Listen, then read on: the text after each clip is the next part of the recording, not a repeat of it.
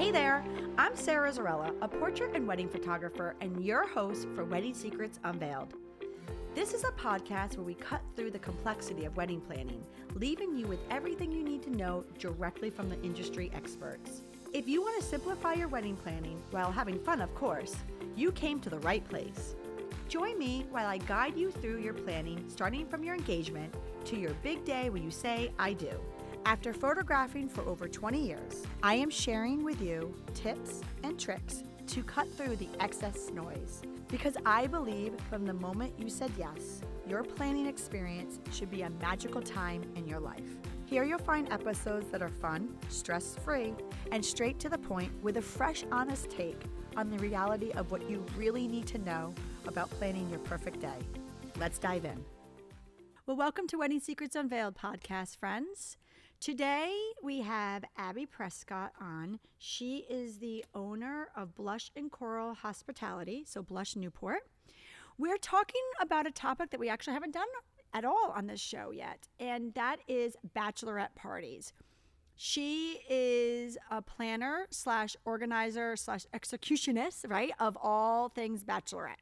So if you're thinking about planning a bachelorette party for someone that you know, or you have your own bachelorette party coming up, this is definitely the podcast episode for you.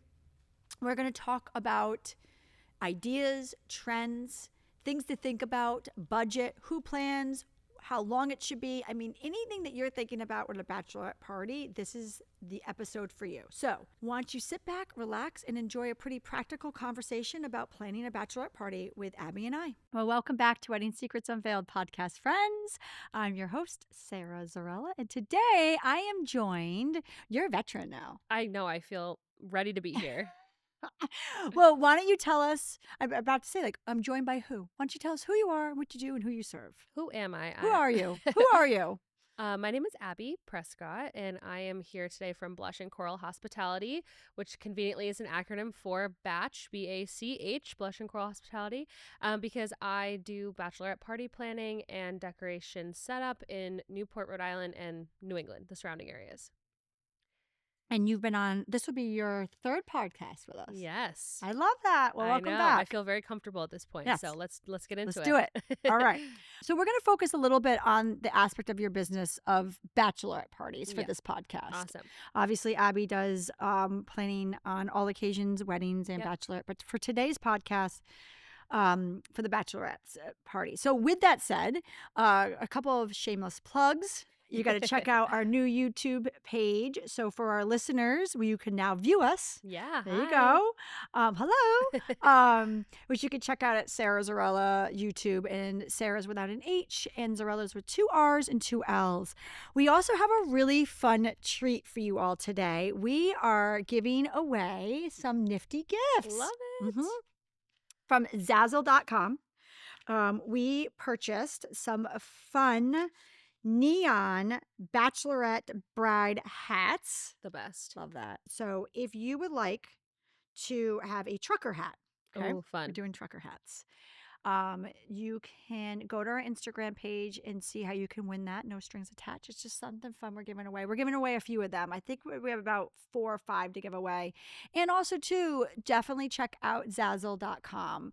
You can find a lot of fun stuff for your weddings, invitations, save the dates, guest books, and fun decor like we have for these trucker hats that we're giving away. Yeah, All right? Zazzle's great. I love it. Yeah. Okay. All right. Let's get right into it, right? Talk to me a little bit about bachelorette parties and I can tell you first how I got into it if you're I would love to curious. know. So, talk to me about that. A lot of people want to know, why did you decide to start this business? Because since then I also started planning other events like you said, Sarah, like weddings and birthday parties, rehearsal dinners, all that stuff. But I started with bachelorette parties. I'm in my late 20s. It's when lots of people in my life are getting married. So they're doing the whole traveling for the bachelorette party thing.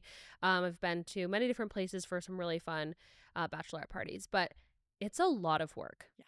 So a few years ago in particular, I was on one bachelorette that was, we had to take a ferry to get there. And it was very logistically challenging because we wanted to make it special for our bride. and we wanted to bring all the decorations. We wanted to shop before we got onto the island because it's much more expensive once you get there. And it took primarily the whole first day Mm-hmm. to get everybody to the island, to set up the decorations, to um, unload the groceries, just to do every single thing that then made the rest of the weekend smooth sailing. That's a lot of work. And for the bridesmaids, I was not one, but for the bridesmaids of that group, they lost the whole first day. Mm-hmm. So that really kind of sparked in me like, I wish we could pay someone to do this. Yeah. I wish we could just have this be done for us. And, I live in Newport. It's a big bachelorette hub. We get many, many, many groups there every weekend. There's a lot of awesome rental houses in the area. But really, this podcast today, I'll be telling kind of like the tips and tricks of how I help my clients with everything from finding where they're going to stay to making it the best weekend possible. Yeah, because like you said, I mean, I guess the focal point so much is about the actual day, but there's so many other things happening, and this is your girls' trip, Yes. right? And so ultimately, it's a trip though, and it's Yeah. a lot of moving parts. You want to be able to enjoy it, but in order to have it be relaxing, you have to do a lot of pre-planning and pre-work. So I try to take a lot of that off of my clients' plates. And today I'm going to give some tips and tricks on how I do that. All right, well, talk to me. Let's start with a location. Yeah. How do you pick a location or what you want to do? Totally. So the location can be one of the hardest parts, Mhm. honestly, Yeah. because it then affects everything else. So I would first think about your bride and what does the bride want to do. So if you're the maid of honor, the sister, whoever you are in relation to the bride, or you're the bride herself. I've had some brides approach me and say, I want to do this myself. I'm a little type A. I don't want anyone, stepping on anything, planning something I don't want, but I also don't want to have to do literally everything myself. Yes. So think about the bride. Is she a person who wants to be on the beach for 3 days? Is she somebody who wants to go out every night? Is she somebody who wants to travel? Is she more of somebody who's comfortable close to home? So take all of those things into consideration when picking a place. There are the classic bachelorette locations like Vegas, and people often go to Florida and Charleston, and those places are awesome. Like, amazing. Yeah. They're popular for a reason, but they come with a lot of other things. When you think Vegas, you think like going out every night and a lot of drinking, a lot of partying, and that's just not the reality for a lot of brides. So primarily think of what does the bride want to do? What is she interested in? And that will really guide where you go after that. I like that. Yeah. Not what do you want as a planner? What does the bride want? What does the bride want? Yeah, right. For sure. Fair. So, okay, so we figured out what the bride wants, Mhm. right? So where do we even start planning? Yeah, totally. So once you've picked your location, then you kind of have to think big picture, like where are we going to stay? And then what's a couple important things to do? And I say a couple important things because I don't want people to get bogged down in planning the entire weekend right off the bat. So find where you're going to stay. Is it a hotel friendly area? Is it a rental friendly area? How many people do we have? Just to make it more personal to our area, there's a lot of Airbnbs. Tons of Airbnbs that can sleep anywhere from 2 people to 20 people. And that's great about this area is that you have flexibility and you can be comfortable. Everyone can have, maybe they're sharing a bed, but a lot of people get to have a bed and they're comfortable. In this area, a lot of our hotels are more boutique hotels and they don't, they just don't fit the vibe of a bachelorette all the time. But if you're going to some place like Vegas, the likelihood is that you're staying in a hotel. So once you figure out where you're going, that will kind of direct you and where you're going to stay as well. Think about if you're going to be eating your meals out every single meal, you don't need an Airbnb. You just don't. Like if you're going to actually, it's a good point. If you're not going to cook, if you're going to be out every meal, totally fine. But if you're thinking, okay, I want to be a little bit more budget conscious, or it's not in my personality to be out the entire day. An Airbnb is great because you can cook, you can stock the fridge with food. But if you're going to plan to be out day and night, don't bother. Yeah. Don't get an Airbnb, get a hotel, maybe spend a little bit more on the hotel that's close to downtown so that you can walk. But if you want to spend time chilling at home, get a nice Airbnb with a big couch and a place where you can all gather. So, and that's also too one of the reasons why it's good to get you on board. But these are the questions and these are the conversations, and this is a thinking pattern that you're going to have with your clients. Absolutely. Yeah. Yep. So the first question is, if it's not the bride, I say, what does the bride like to do? What is her energy level going to be? If this is somebody who has 3 kids at home, they might be so pumped to just relax. Mm-hmm. If they're, younger, or they just never really got their chance to go on girls' trips. Like, I recently had a group that said, we all went to college together. We graduated in 2020, but we just have never been on a girls' trip because of COVID. And I'm like, okay, this is your time to go party then. And they were like, absolutely. So it's you got to think all these things through, and then that has a ripple effect on the rest of it. So like I touched on before, think of a couple things that the bride would like to do. So in our area, it's often like going on a boat ride or going to a vineyard tasting. If your bride doesn't drink, we scratch the vineyard tasting, of course. So just thinking about kind of those bigger ticket items that are going to take up a little bit more of your time, and then center the rest of the activities around that. People get bogged down in planning every single minute and every single thing, Yes. but start big and work backwards. Well, that was going to be my next question, is like, how much do you want to plan Mm-hmm. on the actual day or the weekend or Yeah. the getaway? Yeah, I have clients struggle with this a decent amount. They don't want people to be bored. You're spending time traveling, likely. Even if it's just driving a couple hours in your car, you're making an effort. You're maybe taking off work. You want it to be fun. Mm-hmm. I get that a lot. Like, we want to have so much fun. I'm like, yeah, but you won't have fun if you're exhausted. So I kind of like to tell them, think about 1, maybe 2 activities a day, and then kind of plan for relaxing, plan for maybe some games at the house. Put all those other things that people can opt into or out of on the table as well. So maybe if you're doing an afternoon boat ride, you can say, okay, the bride is really into spin class. Book a spin class that people can come to, or they don't have to. If you've got girls who are going to want to sleep in, let them sleep in. If you've got people who want to get up and be active, they can come to the spin class. And then you all meet up at the house. After that, you have some breakfast together. You get ready, you all get dressed, and then you go out on the boat. It's like so much more relaxed if you do it like that. Love that. Yeah. One of the things that I've been doing lately is I've been doing bachelorette photo shoots. Fun. I know. So fun. So fun. And so a lot of times people are out of town, and like, Mhm. so I'm not doing their wedding or their engagement photos or whatever, but I mean, they have a bunch of girls getting together and they do a photo shoot, and I meet them on their boat rides, or I meet them at a beach, or I meet them at their hotel, or Yeah. it's just cute because it's like, it's a way to capture such a huge, point in your life, and Yeah. with some really special people. Absolutely. Yeah. I love that idea. It gets photos that you can't take of everybody. Mhm. I always recommend that to people when they're saying like, what should we splurge on? I'm like, you might want to consider a photographer or somebody like that to come, because we've all been there trying to prop up a phone to take a picture of the entire group, and it Yes. just comes out terribly. Mm-mm. And you It's also an activity. So it's an activity. It'll take up, an hour or so. You guys can get super dressed up for it, or you can have it be like, post spin class, we're all in your cute little workout outfits, and it's just capturing you the way that you authentically are with your friends. And I think that's really fun. Yeah, it's a great activity. Yeah. Do you feel that people need a theme?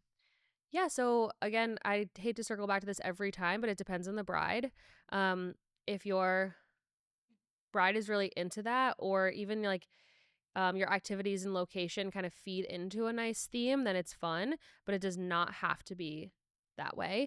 Um, I recently set up for a group that they just wanted a couple things to kind of show that, they thought about the bride and they care about her, but she wasn't really into like the big bride letter balloons and having everything say last toast on the coast and stuff like that. And some people really love that. They want it to be very obvious that they're on their bachelorette. They want matching shirts, matching hats, and that's so fun. Like, And I'm giving away some matching hats at Yeah. Zazzle.com. Love it. It can feel like, if the bride thinks that's fun, Yeah. it's so fun. Like, Mhm. just everybody, like, it's not embarrassing, it's not silly. Like, just lean in and have fun. But if she's someone who doesn't want a lot of attention when you go walking down the street, like, don't do it. Yeah. Maybe she gets to wear a white shirt and everybody else wears black, or even less than that. She just wears a white shirt and everybody wears what they're comfortable in.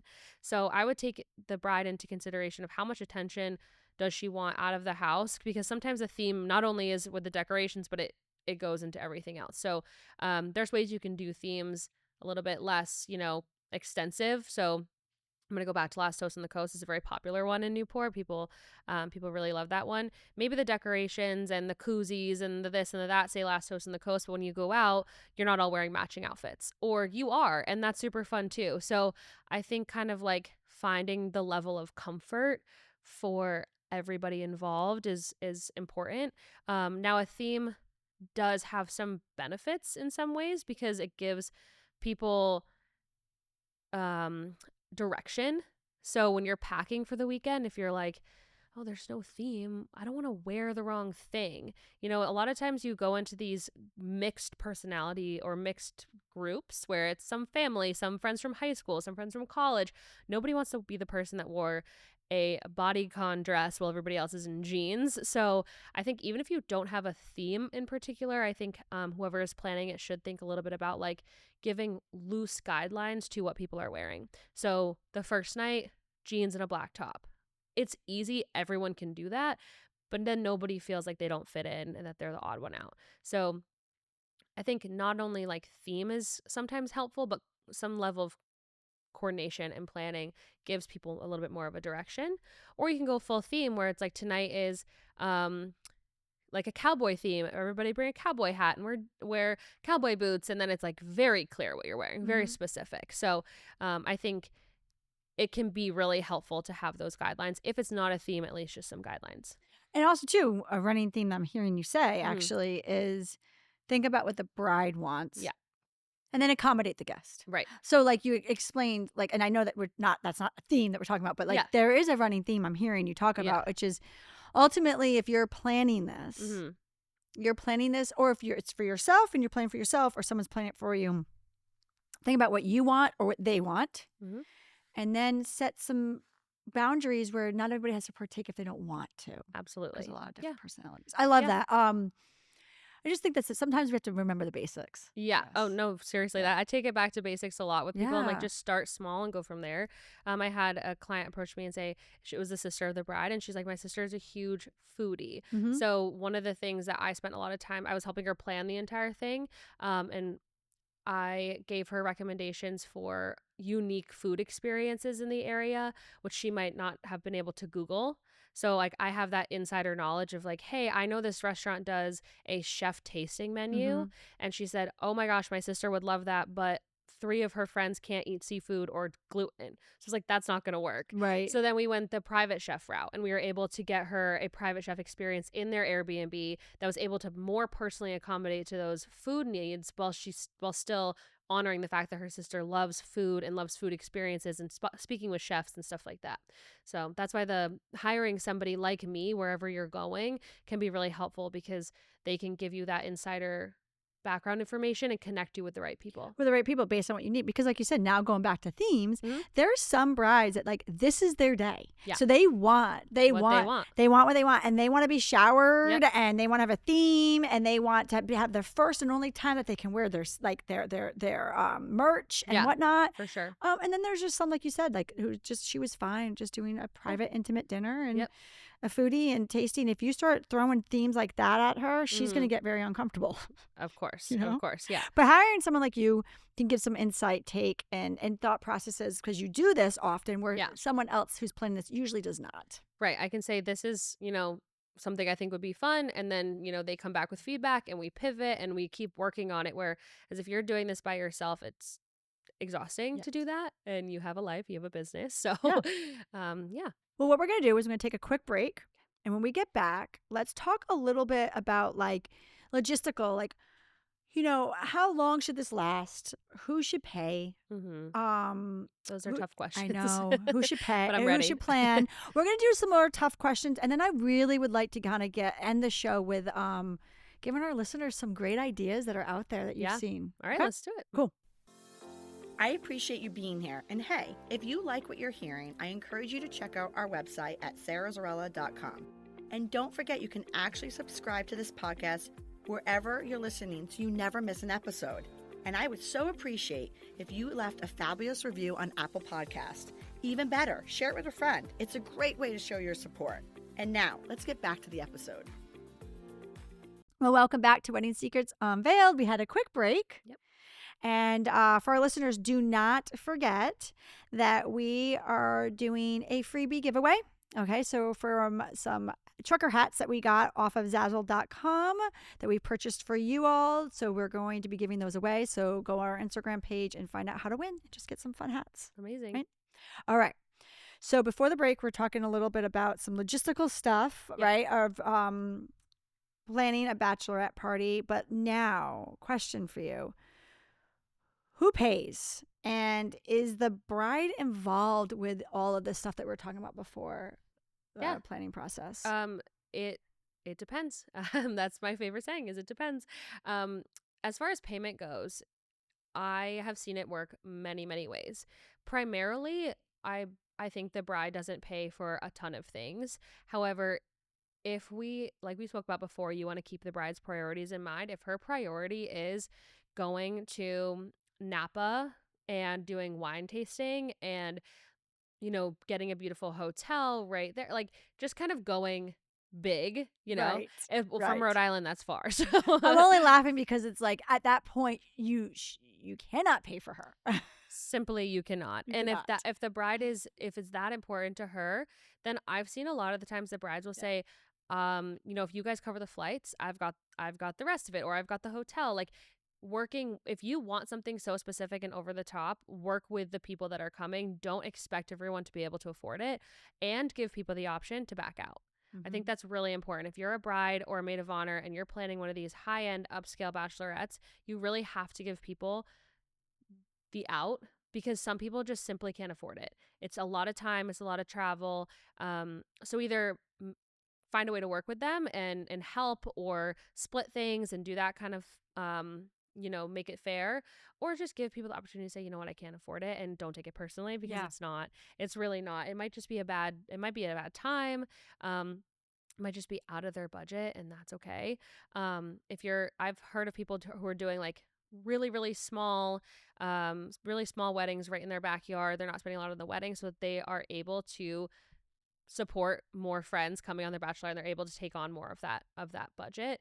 But then there are more traditional bachelorettes where it's maybe a state over, where it's just like an hour drive, and it's a pretty affordable, whatever that means to you and your friends, more affordable situation. That the people that are going on it have agreed to pay for the Airbnb, and they've agreed to pay for maybe the bride's portion of the Airbnb, and then throughout the weekend, you know, this person's going to pay for this round of drinks. And sometimes it's not as formally structured as like pre-planned, predetermined. So I think keeping in mind your group and what their budget is super important. But the bride can pay for things. I've seen the bride give gifts, or say like, hey, this dinner is on me. Thank you guys so much for coming in here and traveling here. This dinner is on me. So there's a lot of different ways that can go about it. And sometimes the bride doesn't pay for anything, and hell yeah for her. Yeah, right? Don't know if we're allowed to say that on this podcast. No, but yeah, we are. Totally are. And then also too, like that's another reason why to get someone like yourself involved, because you're a sounding board. You can bounce things off. You can you know, go over things that you've seen and done and give ideas, and I have multiple level budgets for like if it's like, oh, I really want to go on a sailboat cruise, I've got everything from $40 a person to $200 a person. It's just kind of like a choose your own adventure in that sense. Yes. And if the bride is like, I specifically want to go on this boat and have this experience, it might come on her to cover that for people. Yep. So I guess my question is like, how long should bachelorette parties be? Or what's the average? Should it be a day? Should it be a weekend? Should it be a week? Like what's going on here? We've seen most popularly a long weekend. Okay. So maybe a Thursday afternoon check-in to a leaving on Sunday.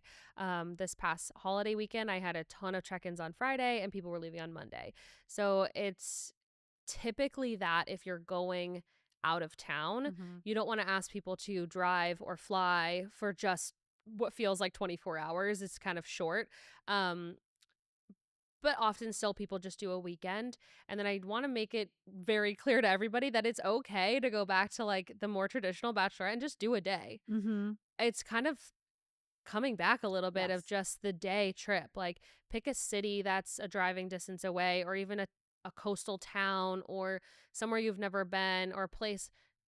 Six Flags, if you're a roller coaster person, have everybody go to Six Flags for the day. It doesn't have to be this whole big, long trip and adventure. It can really be simply as just a day with your friends and a beach day with your friends. It doesn't have to be this whole long weekend thing. I think there's a lot of pressure from social media to have it be, we're all staying in the same place and we're doing the whole thing and it's this and this and this. It's really about celebrating that person and that's all that Exactly. matters. And also too, like there is something to be said, like you can take a very simple thing and make it very special. So Mm-hmm. like you said, like some of that stuff is coming back on trend. Which kind of gets my next question. We should talk about trends and ideas that you've seen Yeah. out there. But I mean, for example, you could just do a dinner. Yeah. But like but you could be a really cool dinner. Like there could be like signature drinks that are given to like, you can have a dinner at Yes. your house where you can get it like a chef come in and there could be Yes. signature drinks come in that's given to each girl. Like, but because it's more intimate, you know what each girl's favorite drink is and it could be waiting Mm-hmm. there for her when she walks into the house. So And fun. I could go on and on. So I mean like it could have like cool little themed little party favors that can be given away like Yeah. like that like or you could I mean I'm just going off of one that I know that a friend just had that like she was really into like the earth tones and whatnot and she had like a little tarot card reader come as like a Fun. theme Yeah. like party favors were like Yeah. little stones that she gave away. Listen, that's her jam, that's Yeah. what was up to her on her, but like it was fun. Like so I guess my point is for the next part I would just love to hear like some ideas or some Yeah. things that you've seen that's like I guess here's the question. What is let's start with like what is something that you've seen that you're like we should just that just was not done well and just like you know what like just let's not do that again and then I want to go off a whole list of fun stuff that you've seen. Yeah. So I think things that don't go well are unstructured plan of like, we're just drinking today. And Fair. I know that your imaginations can go wild with that because they should.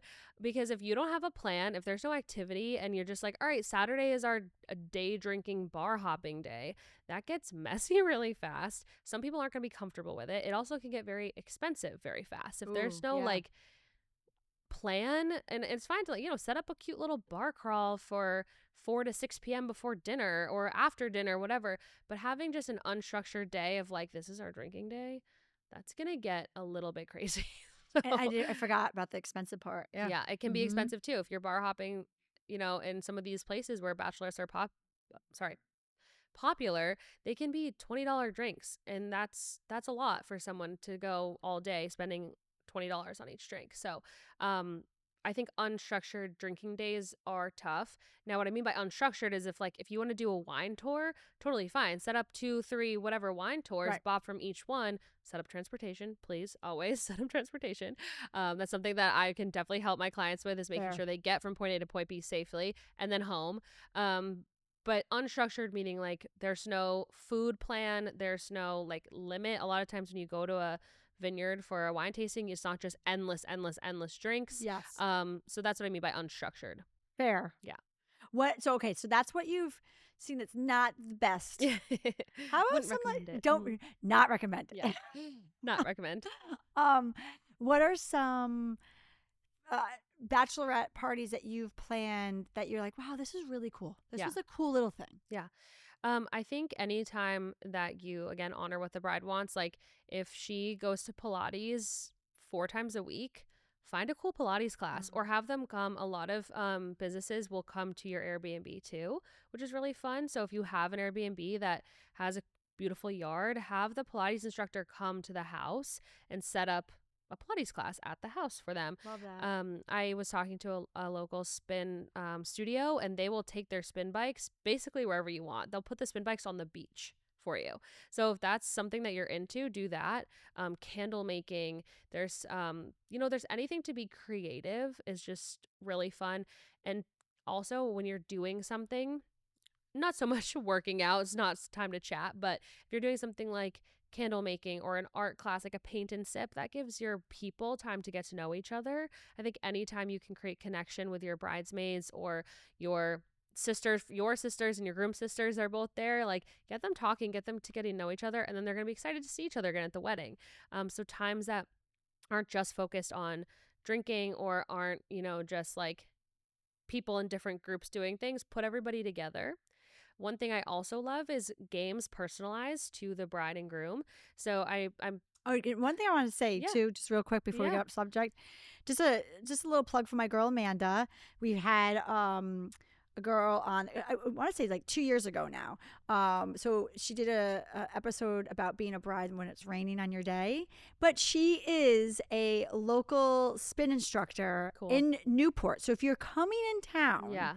and you would like to take a spin class, she has an amazing spin class happening right down in the Newport area. So anyway, just want to give her a plug to my girl Amanda. Awesome. If you find her, if you go back to our podcast pages, find her. Her name is Amanda, and she did an episode on what happens if it rains on your day, which you should listen to her podcast episode, because what happens if it rains on your day? But anyway, great question. Go on. Sorry. I lost my train of thought. I know I interrupted you. Totally. No, it's okay. You were talking about things that worked. So if a bride wants to do a spin class, there's spin classes that can come right to you, or like if you want to do like, I would say like a spa day. Oh yeah. Okay. So one thing I was gonna say was definitely a spa day. Spa days are really fun. They're relaxing. But just kind of leaving space as well for relaxation. Oh, the personalized games. That's so fun. So I don't know if anyone listening has ever played like the newlywed game, where you ask questions about the bride and the groom, and then they say what they think it is. Well, one way to do that is, you can do like a little who knows the bride best quiz. Like maybe a maid of honor puts together some questions throughout her life, and that gets the people who've known her from childhood involved. But then you can ask questions about college, like where did the bride get kicked out of in college, like make it funny, and then it's like an icebreaker too, because like not always does everybody know each other. Totally. And it makes the bride feel special because it is about her. Yeah, so exactly. Don't underestimate the power of games. No, they're exactly, that was my point. They're so fun. You can make her feel special. You can get the groom involved, have like a section about the groom, or one of my friends, I loved this idea, is they pre-recorded the groom's responses to the questions. So they said, what is the bride's favorite comfort meal? And then she would answer live in front of us, and they play a video of him answering and see if he got it right. And it's just like really fun and funny, and it just makes everybody feel more connected to the couple, and then you have memories and things to hold on to for the wedding day. It just really gets everybody involved. Who are you actually finding plans most of these? Typically, it's the maid of honor or a sibling of the bride. So sometimes it's the bride herself, but it's usually somebody who's close to the bride, knows what she likes and wants, and also has spoken to her maybe about like the budget and stuff like that. Someone who can have those hard conversations with her, and then bring it to me and say, okay, here's what we're working with. Help. Yeah, help. Fair. These are the things that we want. Make it fit and make it work and make it fun. And that's what I do.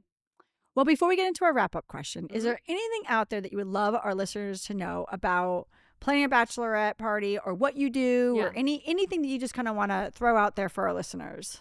One thing I think I've sort of mentioned already, but do what the bride wants. Don't do things because you think you have to, because you see them online. I get a lot of people who are like, well, I feel like we have to do this. And I'm like, you really simply just do not. Nobody's going to question that you didn't plan it well if you don't do a certain thing. Yeah.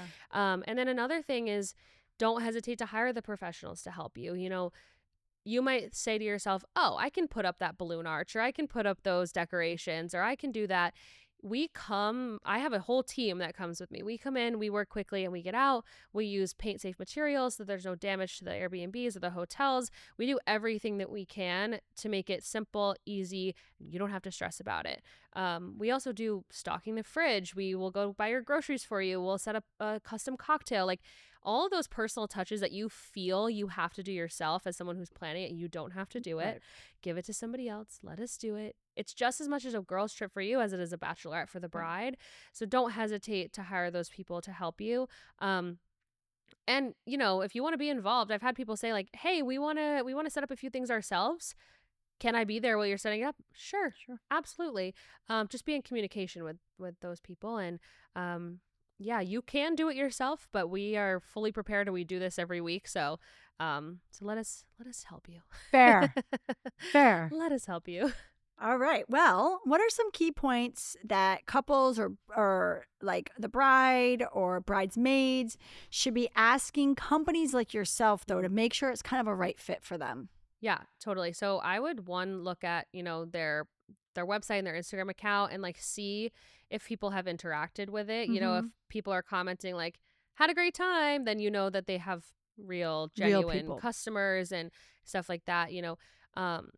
I see some things like a balloon arch on Amazon that I can tell is AI, artificial intelligence. Like, I know that somebody didn't make that. Right. So try to look at things with the lens of like, does this look like they really did it? And then ask people, if you're questioning why their prices are the way that they are, or X, Y, and Z, feel free to ask those questions. Like, I Yes. can break down for you exactly why I charge what I charge, because I'm not overcharging. I'm charging enough to sustain my business and to pay my people well and give you a good product. Like, I'm happy to break that down for you. If somebody is being a little cagey or whatever about their prices, that's maybe a sign that you could probably look elsewhere, do it yourself. But don't be afraid to ask why things cost what they do.